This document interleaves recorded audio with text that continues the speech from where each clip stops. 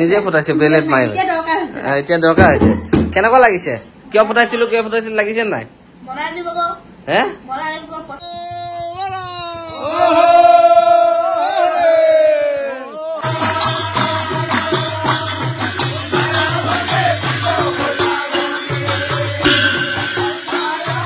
hello guys नमस्कार मोर channel आपलोक स्वागतम जनालो guys আজি অলপ বেলেগ উপৰত মানে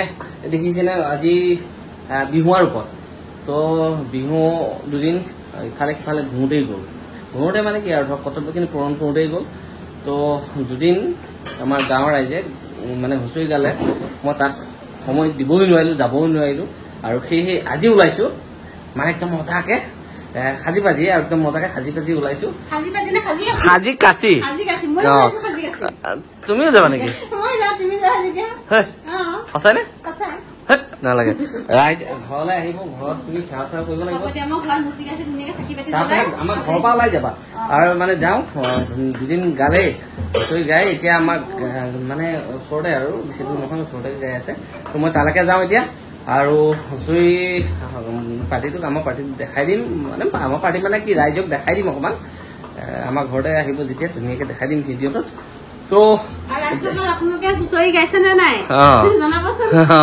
হুঁচৰি আৰু বাপুতি খাহন বস্তুটো কোনোবাই নোকোৱাকৈ থাকিব হয় নেকি আৰু যিহক দিনাই তো ওলাইছো অকণমান এইটো ড্ৰেছতে ওলাই যাওঁ হুঁচৰি গাঙত কমচে কম 10 বছৰ মূৰত হুঁচৰি গাব ওলাইছো ৰাইজৰ লগত দিছো আৰু এটা কথা কি আমাৰ প্ৰাঞ্জল এইফালে ইয়াত ঢোল চোল লৈ তুমি নেযোৱা নেকি কিয় দেৰিকে যাবা হয় নেকি তুমি কি হুঁচৰি নেগাও যাবি এই মজা আৰু এইফালে মানে ঢোলটো ফটা হলো প্ৰাঞ্জলে লৈ নিজে ফুটাইছে বেলেট মাৰি এতিয়া দৰকাৰ হৈছে কেনেকুৱা লাগিছে কিয় ফুটাইছিলো লাগিছে নাই হে হয় নেকি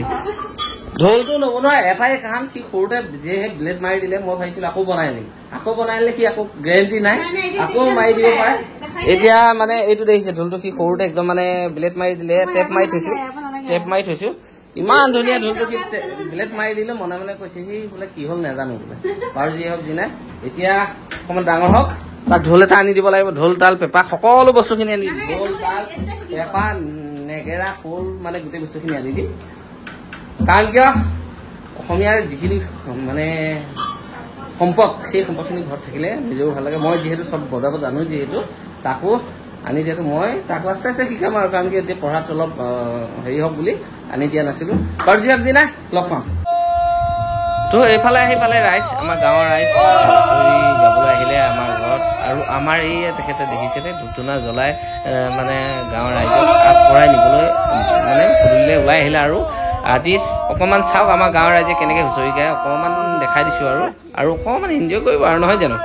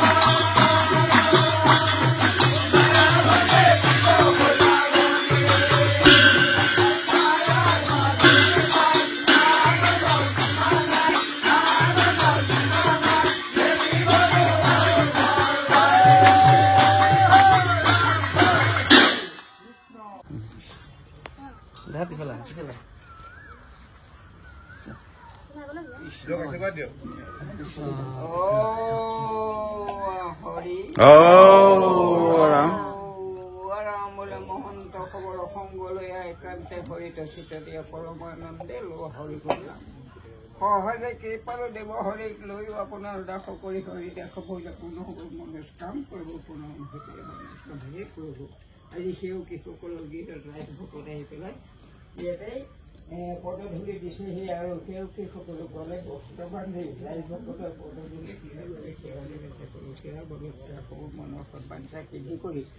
মাৰি মৰক জ্বৰ পীড়া ছত্ৰ প্ৰতাপ কালত দৈৱদোষৰ পৰা পৰিত্ৰাণ কৰি সুবৰ্ধন পৰ্বত ধৰি গোপীসকলক ৰক্ষা কৰাৰ দৰে সেউকীসকলকো আপোনাৰ চৰণ ছত্ৰৰ চেণ্ডি নিৰাপদে নিৰ্বিঘিনে ৰাখক প্ৰভুৰ শ্ৰীচৰণত এই প্ৰাৰ্থনা হৰি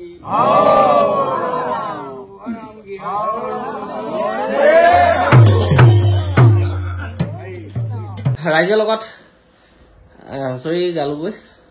হুঁচৰি মানে হৰিনাম আৰু হৰিনামে হেৰি কৰা হৈছে গোটেই গাঁওখন শেষ কৰি দিয়া হ'ল আজি আৰু কালি আৰু পৰহি মানে দুদিন ৰাইজে গালে মই একচুৱেলি ব্যস্ত থকাৰ কাৰণে মই যাব নোৱাৰিলোঁ সেয়েহে আজি আমাৰ ঘৰৰ পৰা মানে আমাৰ ঘৰৰ আগৰ পৰা একদম ধুনীয়াকৈ গ'লোঁ ৰাইজৰ লগত হুঁচৰি গালোঁ গাই লৈ এতিয়া আহিছোঁ চাওক টাইম হৈ গ'ল আপোনাৰ 9:37 তো আহিছোঁ একদম মানে গোটেই ভৰি হাত বিষাই গৈছে জানিছানে খালী ভৰি একদম ভৰি মজা হৈ আহিছে আৰু ভাল লাগিল ৰাইজৰ লগত গৈ একদম মজা লাগিলে তো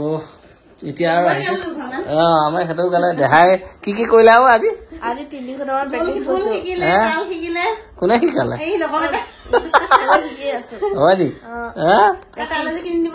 ঢোল তাল কিনি দিম দিয়া